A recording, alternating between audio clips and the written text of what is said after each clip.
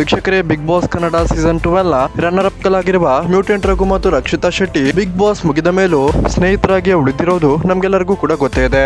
Big boss ಮುಗಿದ ಮೇಲೆ ಎಲ್ಲಾ ಕಂಟೆಸ್ಟೆಂಟ್ ಗಳು ಬೇರೆ ಬೇರೆ ಆಗ್ತಿದ್ದು, ಬಿಗ್ ಬಾಸ್ ನ ಕೆಲವು ಕಂಟೆಸ್ಟೆಂಟ್ ಗಳಲ್ಲಿ ಅದರಲ್ಲೂ ಗಿಲ್ಲಿ ನಟ, ಕಾವ್ಯ, ಮ್ಯೂಟೆಂಟ್ ರಘು, ರಕ್ಷಿತಾ ಹೀಗೆ ಕೆಲವರು ಮಾತ್ರ ಇನ್ನು ಕೂಡ ಕಾಂಟ್ಯಾಕ್ಟ್ ನಲ್ಲಿ ಇದ್ದಾರೆ ಅಂತಾನೆ ಹೇಳ್ಬೋದು.